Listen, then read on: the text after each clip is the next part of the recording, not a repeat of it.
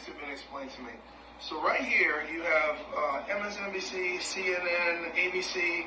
This one's going to be Fox. We're just going to put that guy on the side. It says highlighter, not Hitler. Calm down, everybody. And here you have Black Lives Matter. So,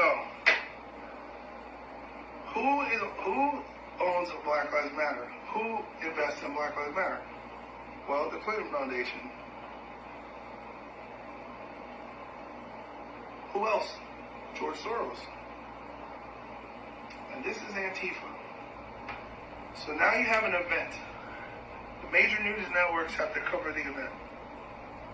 An African-American man is killed by police. It doesn't matter that he's a felon. It doesn't matter that he put a gun to a pregnant woman's stomach and did 5 years. It doesn't matter that he was in jail for cocaine. It doesn't matter that at the time of his arrest, he was on methamphetamine and fentanyl and was positive for COVID-19. Let's just throw all that out. That doesn't matter. Okay? Unjustly murdered by a police officer. So, the call comes down the pipeline.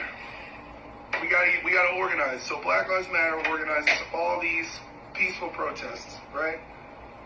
And they're all protesting, and they're fucking outraged, justifiably. But what else do you have?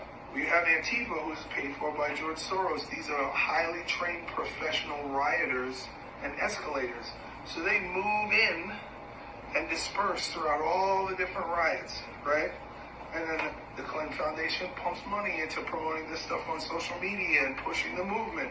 And so the networks all scramble because they're filming the social unrest. As these people are protesting, these professional rioters and looters start setting fires. They burn cop cars. They set up brick pallets. They destroy public property. And they stay in the shadows and hide behind and make it look like Black Lives Matter and African-American culture as a movement is unruly, violent, and insane. The media then fucking films all of this shit, and this is all you see on your entire feed. But George Soros and Ted Turner and fucking Turner Broadcasting and the Rockefellers and the fucking list goes on, the Rothschilds, they own most of these media companies. And the media companies are making billions of dollars by advertising because everyone's transfixed to the news and everyone's talking about it.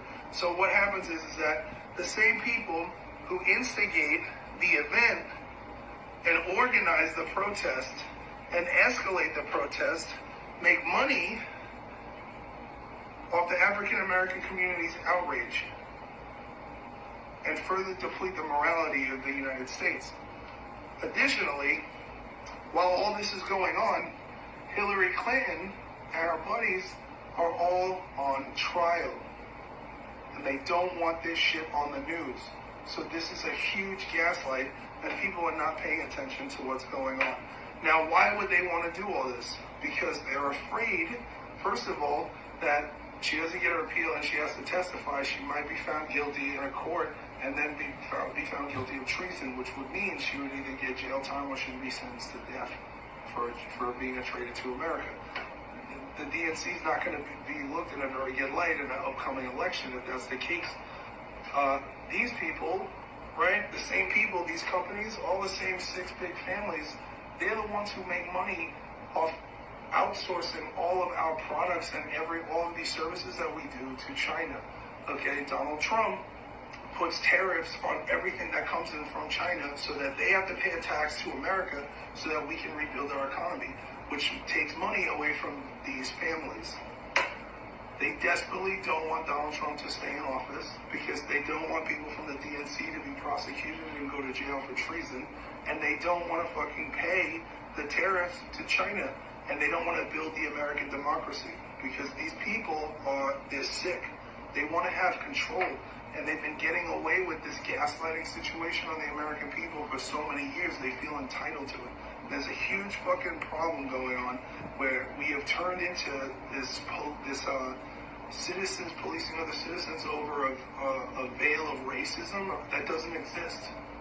I'm African American. I'm 38 years old. I've grown up in this country, and I have not experienced actual racism.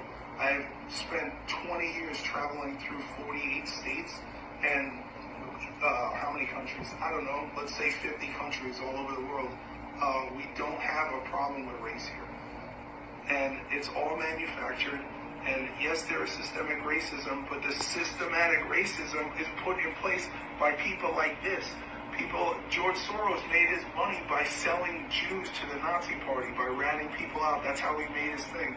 Okay? Hillary Clinton is friends with David Duke, who's the head of the KKK. The Democratic Party is the party that lost the Civil War. The Democrats wanted to keep slavery. That's what people don't understand. In 1856, the Democrats started the KKK. And I don't understand why we've erased this from the history books. And you can literally just look this up on Google. It's just facts. Just do your own research. So before you get upset, before you start to look at what's going on, before you are told the problem in America, just ask yourself what your own personal reality is.